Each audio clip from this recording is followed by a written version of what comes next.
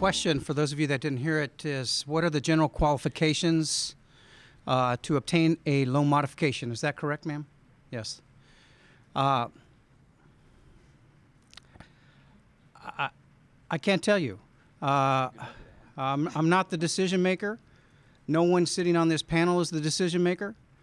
We that have mortgages, we sign a note, and the first line, paragraph 1, says borrowers promise to pay. We promise to pay the lender.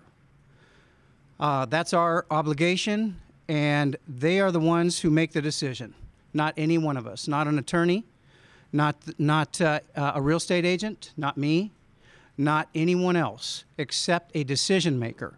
So the process, though, that we do to get to that decision is we meet with you. It takes a couple hours, and we educate a homeowner or a family on all of the possible options that they may be facing, and we're going to develop a written plan.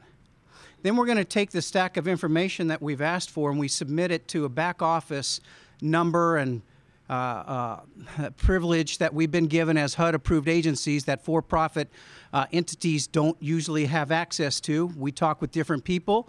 We submit that documentation, and it takes 60 or 90 days, and then we're going to get a yes or a no.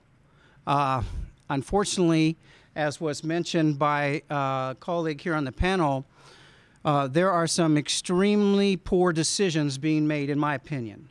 I was a lender for 18 years, running mortgage departments and credit unions, originated over 4,400 loans personally. I am a licensed real estate agent, and I am seeing some tremendously poor decisions in the last 2.5 years that we've been working with modifications. You know, it's something I'd like to add to that, though, and all that he said is true. And yet there's a piece that I think needs to accompany that, and that's this, in my estimation. I share it most everywhere I go. I mentioned earlier about understanding.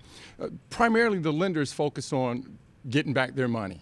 I mean, that's their primary objective, so you have to size things up. And a consumer who's seeking a modification is trying to obtain a payment that they can afford because their life has changed and they no longer can afford what they once had, right? So you have those two basic things. One is affordability. What can I, as a consumer, afford to pay this lender?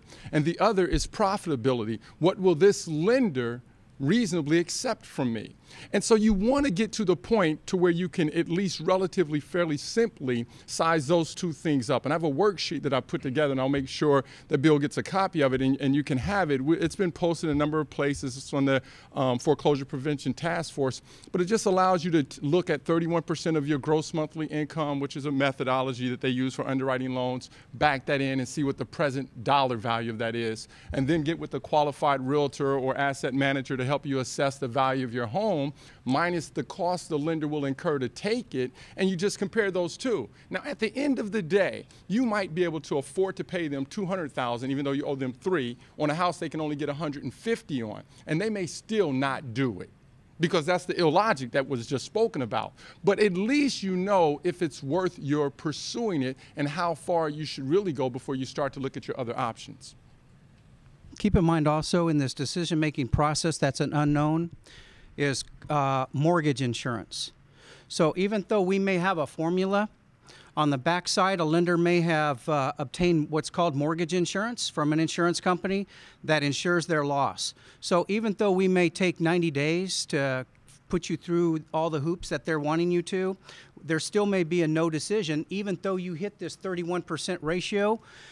I'm just, you know, for us, we talk with the decision makers from all of the lenders across this country, private lenders, big-time lenders. There is no rhyme or reason from our perspective. There's a lot of answers to your question, eh? Look what you sparked. See what you started? That was a great question. All I can tell you is that the many clients come to me asking about whether they can get a principal reduction, as was mentioned. And that is so rare. In fact, I had Tim Hensley on my radio show because he does these all the time. And I said, how many loan where you've actually reduced principal? And we're not talking many. In some cases, they have reduced the costs, reduced legal fees, but principal reductions, I'm sorry, we haven't seen it. Now, that doesn't mean it's not happening. I haven't seen it in my office either. You know, just because Wachovia services your loan doesn't mean they own your loan. And sometimes people who own it are able to do things that those who service can't.